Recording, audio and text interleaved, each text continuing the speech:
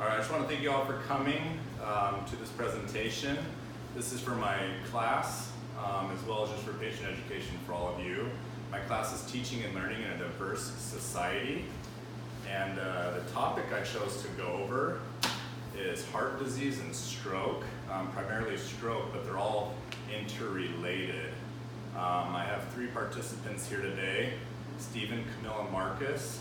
Stephen has suffered from a stroke himself. He has very few deficits. Camille's taking care of her father who suffered from a stroke. And Marcus, he has some risk factors that we'll go over today, as well as a family history of stroke. So we've all been affected by one way or another by stroke, and we're just going to go over ways that we can maintain it and prevent it and things like that. I first want to go over the goal. HealthyPeople2020.gov goes over the goal for what I'm trying to accomplish today, and I'm going to go ahead and read that.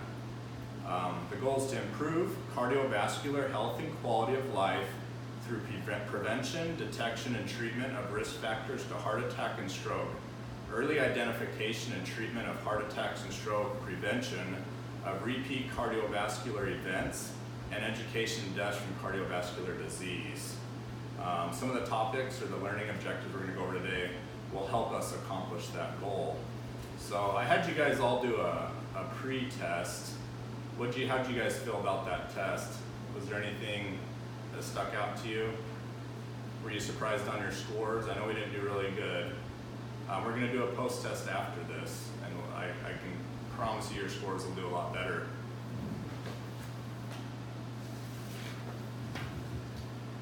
Well, go ahead, Steve. I thought I would do better, but I'm finding that I don't know as much about it as I thought I had, so I'm looking forward to what we're going to learn today. Awesome. So you even had education, and you mentioned that you went to rehab after you had your stroke just to get everything back and seeing. So, well, let's go ahead and we're going to go to the next slide, and we're going to talk about stroke and the different types of stroke. If you could go ahead and hit that. So there's three types of strokes that we can have. Instead of me just babble, I'm going to have you guys read the strokes, the three types. If you could all read one. Camille, I'll have you read ischemic stroke, and then you can hand it off to the next individual. If you could just talk loud for me. Just the highlighted portion? Yep. So this is Ischemic stroke is the most common type of stroke. It may occur when there is a blockage in blood vessels in the brain. okay. Marcus, you can read the next one. Hemorrhagic stroke happens when an artery in the brain breaks and bleeds into the brain. A hemorrhage often happens without warning. It usually occurs as a result of high blood pressure. Sometimes it results from a blood vessel defect you have had since birth. Okay, and Stephen. A transient ischemic attack, or TIA, is a temporary decrease of blood and oxygen to a part of the brain which may present with stroke-like symptoms. These may be referred to as a mini-stroke or warning strokes known as TIAs. This occurs when there is a temporary blockage or slowing down of blood to the brain for a small amount of time. Some small clots break down and are absorbed back in the bloodstream. TIAs resolve quickly and leave no damage to the brain. Physicians are very serious about not dismissing these symptoms, as they can be considered a serious warning sign of a possible future stroke. Awesome. So you guys kind of read the definition. Sounds like a whole bunch of jumbled words. All in all, this is what it means though. So you have an ischemic stroke and a hemorrhagic stroke. They both decrease perfusion to your brain that cause the stroke symptoms. One is from bleeding and one is not. So it can be from a clot or an occluded vessel. Some of the risk factors we'll go over, we'll tell you why those vessels can close up and decrease that perfusion, in the carotid arteries and things like that. A TIA is a lucky day. These two can have residuals, whereas the transient ischemic stroke 99.9999% of the time, there will be no deficits within minutes or hours. So when people are, being flaccid on one side or less strong or having any vision defects, sensory deficits, those things typically will always all go away and no longer be there. So you have one that's bleeding, one that's not, and then you have one that's kind of a pseudo stroke. But I had you read that whole paragraph because in the end of the paragraph it talks about how it could be the first step before an actual stroke. So for some, I hope it's a wake-up call and they can maintain all the risk factors. Go ahead and click the next slide.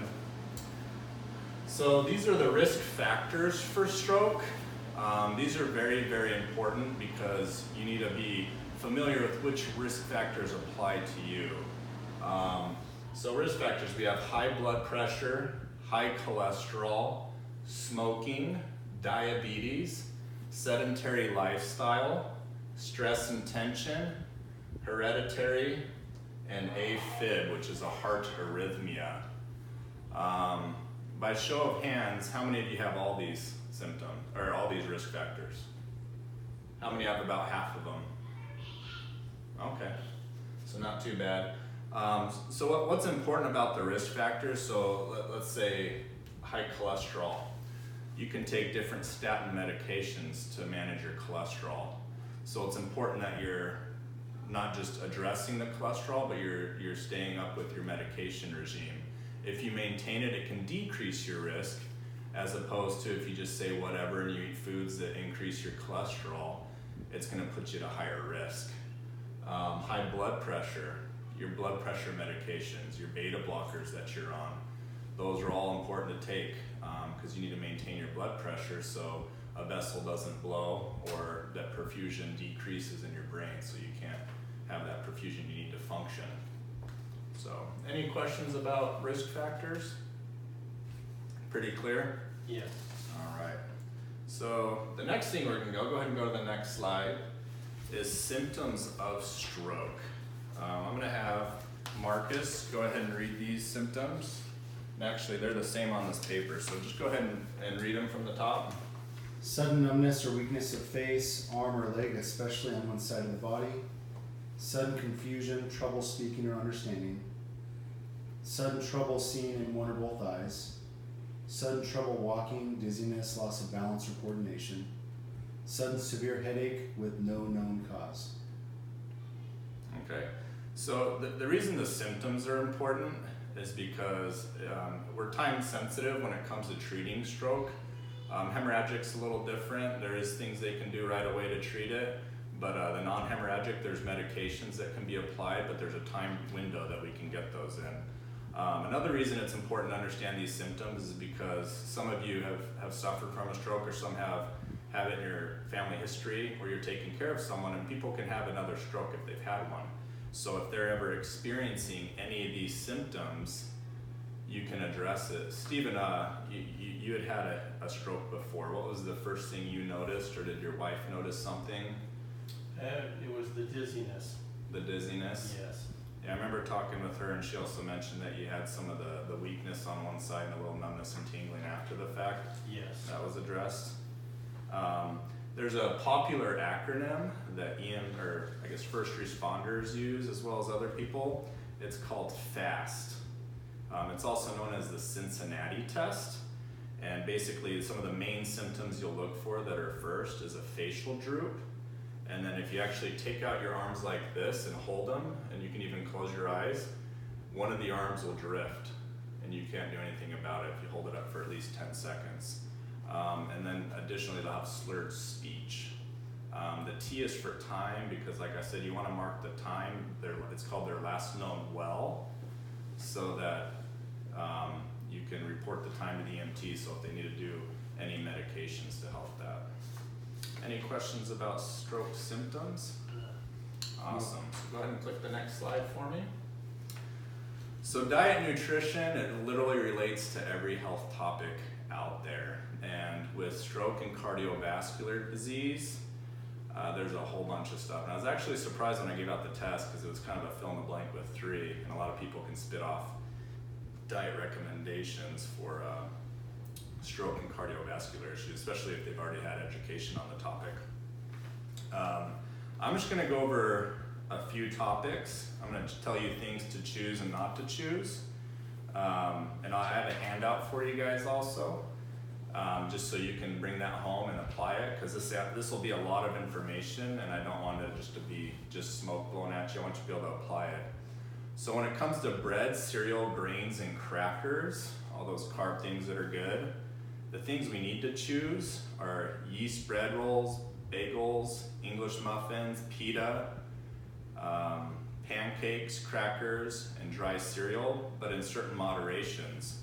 The things we need to stay away from are refrigerated doughs, Danish pastries, toaster pastries, bagels with salt toppings, biscuit mixes, and cornbreads, and commercially seasoned stuff.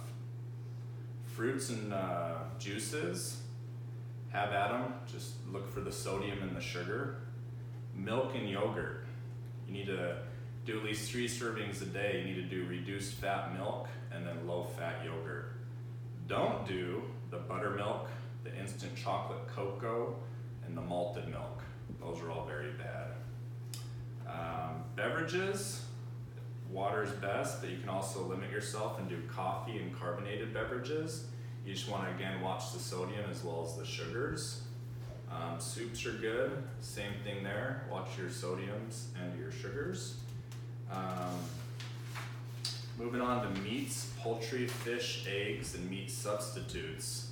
Things to choose is all those things I just mentioned, but watch the sodium. Low sodium tuna, tofu, low cholesterol egg substitutes, healthy choice entries are good to choose. Dried beans, peas, legumes, and make sure that you rinse and drain them. Do not go for the cured or processed meats, the canned meats, the peanut butter, that's one I like, or the textured vegetarian proteins. Frozen dinners, canned entries, those are also do not choose items. And as far as vegetables go, they're all pretty well free game. Again, watch the sodium and watch what you put on them with the butters and salts. But watch out for the baked beans, the sauerkraut, the pickles and pickled vegetables, frozen vegetables, coleslaws, tomato sauces and purees, and things in that nature. And the one we also all like is the fats. So you need to choose, but limit yourself to 6 teaspoons of the vegetable oils, margarine with first ingredient liquid oil, low trans fat, diet margarine, unsalted nuts, and limitation whipped toppings. Those are good. Now the do not choose is the tartar sauces, the bacon and the bacon fat, the gravy, especially the canned ones, the salt pork, butter, snack dips, and olives. Moving on. Last but not least, for diet, I'm going to go over just some snack and sweet recommendations. Good things are popcorn, homemade, unsalted. Don't do the microwave. Pretzels, unsalted. Sugar, go for honey. Jam or jellies are okay. Cranberry sauce. You can go for the hard candy in moderation, even the gelatins and popsicles. But do not choose the popcorn that's microwavable with salt and their seasonings, ice creams, cheesecakes, instant pudding mixes, and commercially prepared fudges like caramel, butterscotch, and all those yummy toppings. What are some things that, Steve, that you learned that you were supposed to stay away from? Did you have any issues with your diet, or had anything that you had to change? Low sodium. The sodium? Yes. That's a big one, especially with cardiovascular disease. If you guys have any of that going on, that's always a huge thing. I work on a telemetry unit, and most of the people on a cardiac diet, it's low sodium, and they get really upset when they want their bacon with their breakfast and it doesn't come. And it can be a bit of a heartache. So, all right, moving on to the next topic. All right, exercise. I was actually surprised. There's a lot of different exercise things out there today with CrossFits and yogas and everything else. Some of you didn't have much to put down on the test for this one. Marcus, what kind of exercise do you like to do? I used to run, but now I just try to lift. Nice. Exercise is kind of self-explanatory. So you like to lift. Camille, what kind of exercising do you like to do? I like to run Okay. or do yoga. Run and yoga. Now, your dad, who you take care of, what kind of exercise does he usually do? Minimal exercise. Yeah.